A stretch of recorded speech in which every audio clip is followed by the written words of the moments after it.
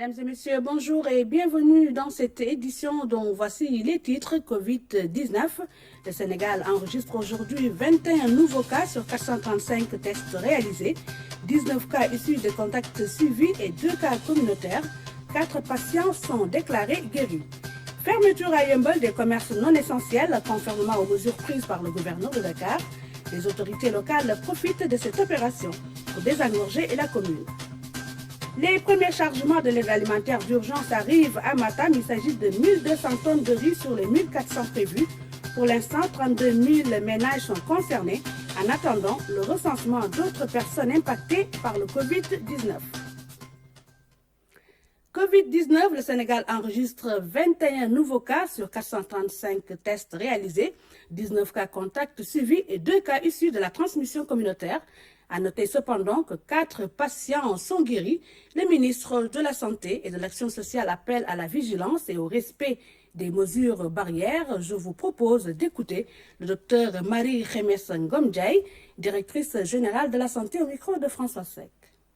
Je m'en vais vous lire la situation de l'épidémie de Covid-19 au Sénégal. Ce jeudi 16 avril 2020, le ministère de la Santé et de l'Action sociale a reçu les résultats des examens virologiques ci-dessous. Sur 435 tests réalisés, 21 sont revenus positifs. Il s'agit de 19 cas contacts suivis par nos services, 2 cas issus de la transmission communautaire. 4 patients hospitalisés ont été contrôlés négatifs et déclarés guéris. L'état de santé des patients hospitalisés est stable. À ce jour, 335 cas ont été déclarés positifs, dont 194 guéris, 2 décédés, 1 évacué et donc 138 sous traitement. Le ministère de la Santé et de l'Action sociale exhorte les populations au respect scrupuleux des mesures de prévention individuelle et collective. Je vous remercie. Keur Massar, Yeumbeul, Rufisque et Diamniadio ont reçu les volontaires du service civique national pour la sensibilisation contre le Covid-19 en partenariat avec le SNEPS du ministère de la Santé. Les volontaires ont effectué une campagne d'affichage sur toutes les localités menacées par la transmission communautaire. Oumar Diaw. Rond-point de Keur Massar, l'ouvrage fonctionne un peu comme séparateur de trafic, mais aussi comme rassembleur de populations diverses. La commune, densément peuplée, a déjà enregistré ses premiers cas à la veille de la fête de l'indépendance. Depuis que nous avons enregistré nos 5 cas, ils sont venus vraiment nous apporter leur soutien sur la sensibilisation. Ceux qui sont venus sont les volontaires du service civique national et des agents du ministère de la Santé dépendants du SNEPS. Nous sommes en partenariat avec le ministère de la Jeunesse qui a mis à notre disposition le service civique national, mais également les SNEPS régionaux pour effectivement se déployer sur le terrain. Il s'agit d'une stratégie qui consiste à conduire vers un changement de comportement nécessaire pour rompre la chaîne de transmission communautaire. C'est au niveau du SNEPS que toutes les stratégies se font, les affiches que vous voyez, des spots télé et audio que vous voyez, mais la descente sur le terrain avec des sensibilisations de proximité. La direction du SNEPS assure la présidence de la commission communication et engagement communautaire au sein du comité national de gestion des épidémies. La première vague de volontaires a touché quelques 30 000 foyers dans la banlieue dakaroise. Le service civique national envisage une deuxième cohorte. Une cohorte de 100 volontaires à mettre à la disposition du ministère de la Santé et qui devrait être dédiée à l'appui à la santé communautaire. Communautaire, le mot est sur toutes les lèvres en ce moment. La lutte s'intensifie avec l'entrée en scène d'anonymes et d'acteurs connus. Plus sérieusement, dans cette sensibilisation qui n'est pas une comédie, les comédiens ont leur message.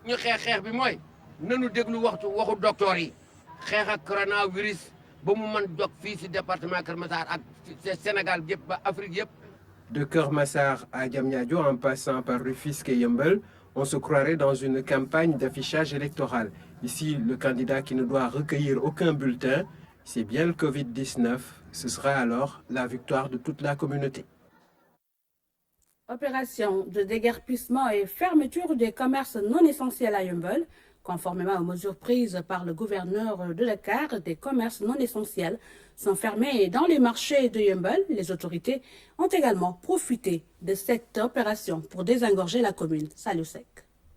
Yeumbeul sur la route des Niayes à hauteur du marché Ben Brak. Ici, le désordre est total et la distanciation sociale est loin d'être respectée. Ce sont des endroits où il est constaté quand même des regroupements de personnes malgré la mesure d'interdiction. Ces derniers jours, de nouvelles installations irrégulières sont notées aux abords du marché. À Kermassar, après la fermeture, les marchands ambulants s'étaient déplacés pour venir s'installer à Yeumbeul. Pour apporter une solution à cette situation, l'autorité administrative est montée au créneau. Ce matin, tous les commerces non essentiels sont fermés conformément aux recommandations du gouverneur de Dakar. Nous allons dans un premier temps fermer l'ensemble des commerces non essentiels. Donc, je veux dire, les produits de nécessité courante ne sont pas concernés. Donc, tous les autres commerces vont être fermés le temps de trouver une solution, n'est-ce pas, à cette pandémie. À cela s'ajoute une opération de déguerpissement. Objectif, éviter tout rassemblement pour endiguer la propagation du virus. Nous avons constaté que beaucoup de commerces jonchent les marchés, les rues, la voie publique, et c'est des lieux de regroupement de personnes. Et donc, il y a des risques de propagation de la maladie. Pour sa pérennisation, les autorités misent d'abord sur la sensibilisation. Il y a toute une communication qui est passée à travers les réseaux sociaux, à travers beaucoup de médiums de communication pour leur faire comprendre que ce sont des mesures à respecter. Les jeunes des ASC, les délégués de quartier, donc tous les secteurs de la société vont être mis à contribution pour quand même qu'on essaie de reprendre et d'accentuer la sensibilisation. D'autres dispositions sont prises par la municipalité de Yeumbeul Nord. Des jeunes sont mobilisés pour le suivi des opérations de déguerpissement et de fermeture des commerces non essentiels. Culicru, il y a quelques semaines, on s'interdit les poignées de main et les accolades. Le renoncement à ces actes ordinaires se double de la distanciation dite sociale. Le concept est sans doute compris dans le sens qu'on veut lui donner, mais il peut être entendu autrement. Pour lever l'équivoque, ne devrait-on pas adopter une distanciation spatiale ou préventive plutôt que sociale? Covid, une distanciation peut en cacher une autre. C'est une chronique signée Oumar Diaw. Au propre et pas au figuré, on avance masqué. Rien à craindre si on a les mains propres. Les gestes barrières et d'évitement sont devenus la consigne salvatrice dans une société de la proximité, parfois de la promiscuité et souvent de la débrouille. Les comportements qui étaient pour le moins dangereux ont muté pour emprunter à la virologie. Plus de rapprochement, fini les chaudes poignées de main et les embrassades de circonstances. Le Covid n'a pas fini d'installer son règne de la terreur qu'il impose de nouvelles manières d'interagir, d'être et de cesser d'exister. On se soumet à la nouvelle et nécessaire distanciation sociale, nouvelle parce que sous d'autres formes, elle s'était incrustée dans le corps social. Ils sont déjà nombreux à avoir pris de la distance kilométrique puis sociale avec leurs racines devenues un souvenir évanescent. Du reste, la hiérarchisation sociale elle-même trace des frontières et maintient des écarts sociaux. Tout le monde ne mange pas à la même table ni ne fréquente les mêmes adresses. Mais cette situation, fruit des évolutions sociétales, n'est pas l'astreinte à laquelle convie le Covid. Le travail, les loisirs, les rituels sacrés ou profanes, tout est bouleversé. Quant à la teranga, l'hospitalité, elle est de moins en moins offerte, pas parce qu'on n'a rien à offrir, mais par crainte ou phobie de se retrouver positif. Cela dit, la méfiance fondée est préférable à la défiance irresponsable. Distance égale sécurité, c'est un code de conduite automobile que l'on voudrait communautaire. Les premiers chargements de l'aide alimentaire d'urgence sont arrivés à Matam. Il s'agit de 1200 tonnes de riz sur un total de 1400 tonnes attendues. 32 000 ménages inscrits dans le registre national unique sont concernés en attendant le recensement d'autres personnes impactées par le Covid-19. Reportage signé Fatima Tabanelba. Ce convoi de 15 camions transportant des tonnes de riz est arrivé ce mardi matin à Ourossogui. Dans le cadre du Fonds de riposte et de solidarité contre les effets du Covid-19, 1200 tonnes de riz ont été réceptionnées sur un total de 1400. Cette aide est destinée aux ménages les plus vulnérables de la région de Matam. Nous avons quand même déchargé 15 camions donc de riz, donc entre 40, 45 et 50 tonnes pour chaque camion. Donc nous sommes dans les magasins du commissariat de la sécurité alimentaire pour pouvoir effectivement aider les populations à avoir effectivement à rentrer un peu dans les dispositions pour pouvoir recevoir cette aide-là de l'État. Sont concernés dans un premier temps par ces vivres les ménages vulnérables inscrits dans le registre national unique RNU. Au total, pour la région de Matam, donc nous avons 16 408 ménages dans le RNU et 15 885 qui seront ciblés. Donc au total, nous aurons à peu près 32 000 donc ménages qui vont bénéficier. Et comme le ministre l'a dit, vous prenez 32 000 ménages et chaque ménage, si vous multipliez ça par 10 ou par 8, donc vous voyez qu'on touche une grande partie, n'est-ce pas, de cette population de Matam. Et nous comptons en tout cas sur le soutien des maires, sur le soutien des populations, l'ensemble des acteurs. Les personnes qui seront bénéficiaires sont véritablement des personnes éligibles à tout point de vue. Je rappelle simplement que les personnes qui sont bénéficiaires de la bourse familiale sont d'office éligibles. Les personnes qui sont dans le registre national unique, c'est-à-dire des personnes qui pouvaient bénéficier de la bourse familiale mais qui n'ont pas encore bénéficié, ces personnes-là également bénéficient de cette aide. En plus de cela, il y a un quota par commune qui permet aujourd'hui à la commission communale de pouvoir cibler quelques personnes vulnérables qui ne sont pas dans le registre national unique. C'est pour vous dire que vraiment, 1 million de ménages choisis au niveau du Sénégal, c'est assez quand même représentatif. Au-delà du commissariat à la sécurité alimentaire de Ourossogui, les magasins secondaires de Kanel, Tchilogne et Ranérou seront aussi mis à contribution pour le stockage des vivres destinés à la région de Matam. Toutes les régions du pays vont recevoir leur lot de denrées alimentaires destinées aux bénéficiaires inscrits sur le registre national unique. L'acquisition des denrées, l'acheminement des vivres, le choix des transporteurs, c'est toute une procédure. Le directeur du commissariat à la sécurité alimentaire y est largement revenu. Ibrahim Diaw était hier l'invité du 20h avec Cheikh Traoré. Permettez-moi, Cheikh, d'abord de saluer la très sage décision du président de la République, son Excellence Macky Sall, d'accompagner la résilience économique et sociale des ménages face à cette pandémie de Covid-19. Aussi saluer la rigueur, la transparence et l'engagement total du ministre Mansour Faye, chargé, n'est-ce pas, de l'opérationnalisation de cet important volet social. Ce programme-là, c'est une première en Afrique. Vous me permettez aussi de rendre hommage au personnel de santé qui travaille nuit et jour pour lutter efficacement contre cette pandémie. Saluer aussi l'engagement des forces de défense et de sécurité à côté des agents du commissariat à la sécurité alimentaire pour opérationnaliser cette vaste, importante opération. D'accord.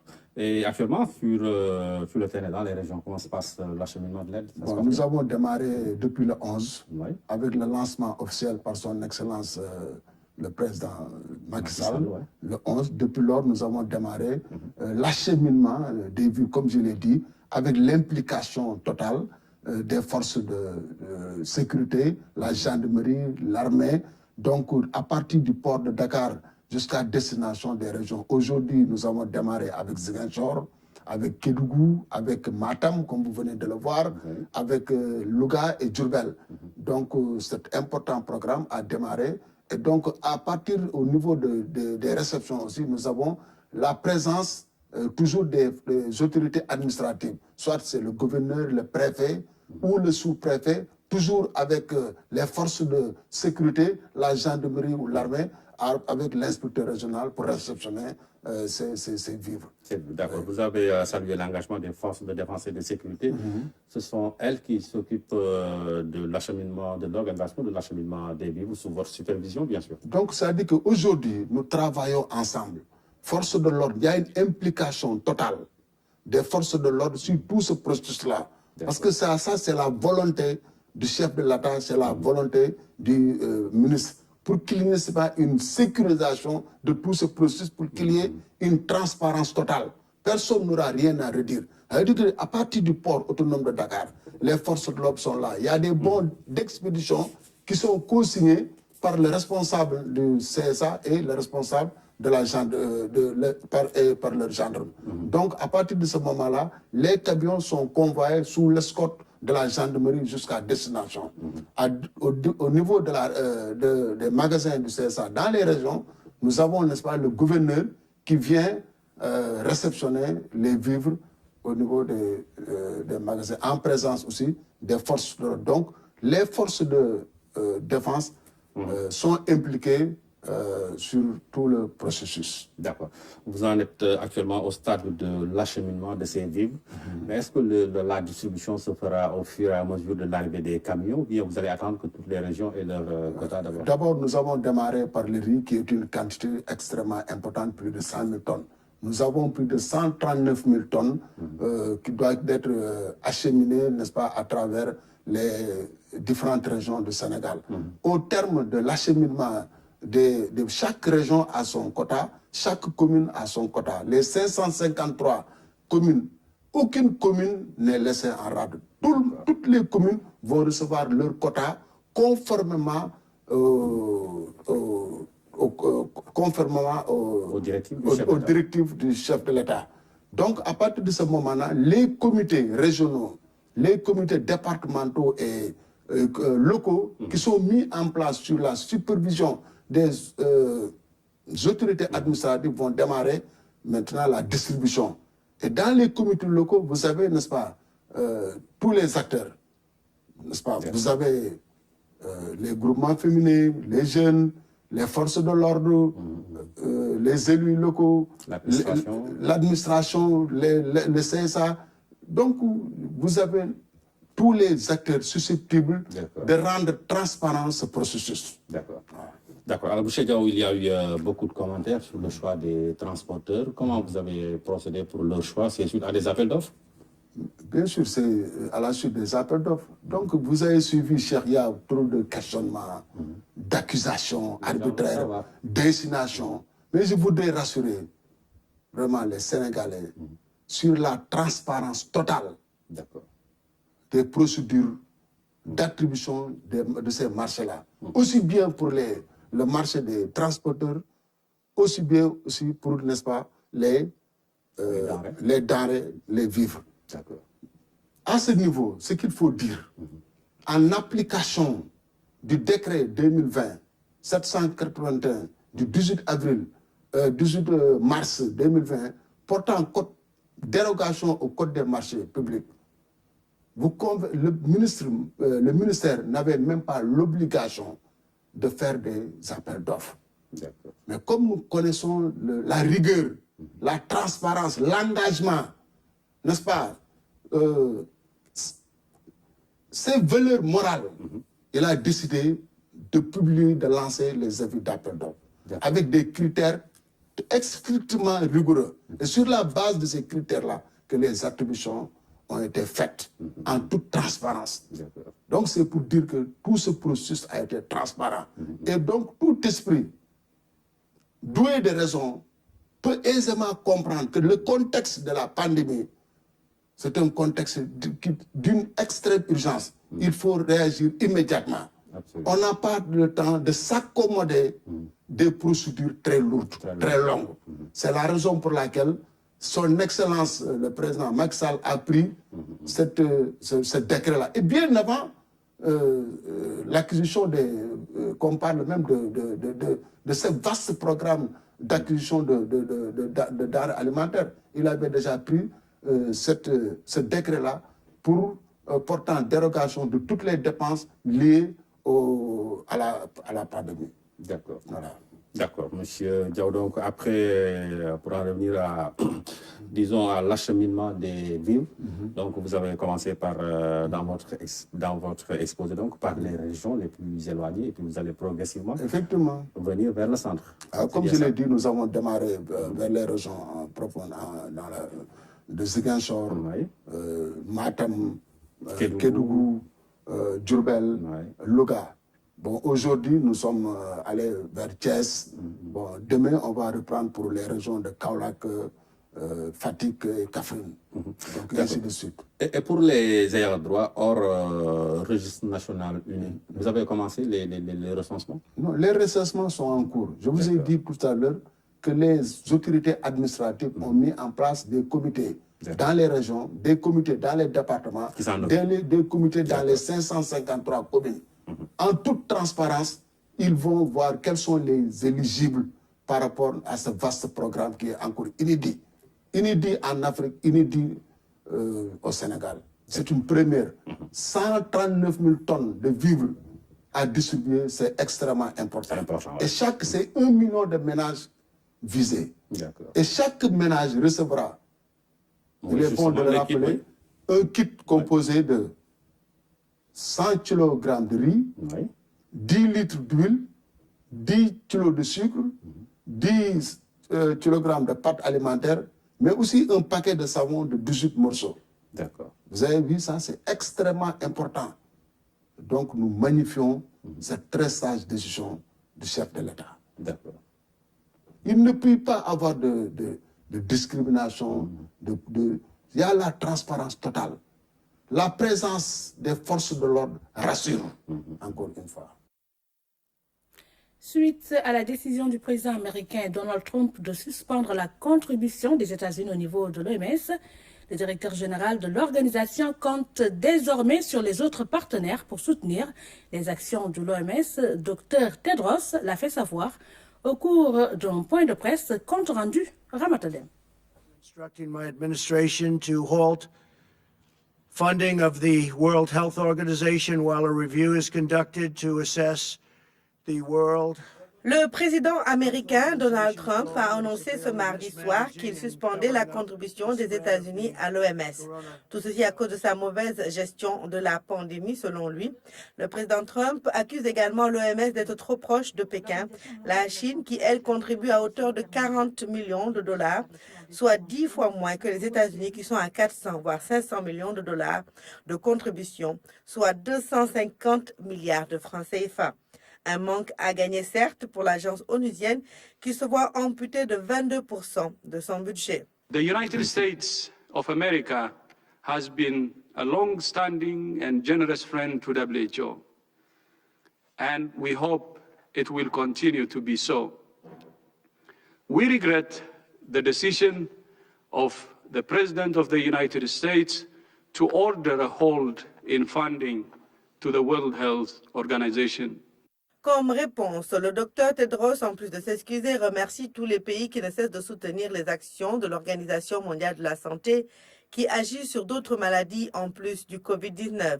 Il s'agit des combats contre la poliomyélite, la rougeole, le paludisme, le virus Ebola, le VIH, la tuberculose, la malnutrition, le cancer, le diabète, la santé mentale et bien d'autres maladies. Et le directeur général, Dr Tedros, a rappelé que la mission et le mandat de l'Organisation mondiale de la santé consistent à travailler avec toutes les nations de manière égale, sans tenir compte de leur taille, de leur population et de leur économie. En attendant, l'OMS entend examiner l'impact sur son travail de tout retrait de financement américain et travaillera désormais avec ses partenaires pour combler tout déficit financier auquel l'OMS sera désormais confrontée.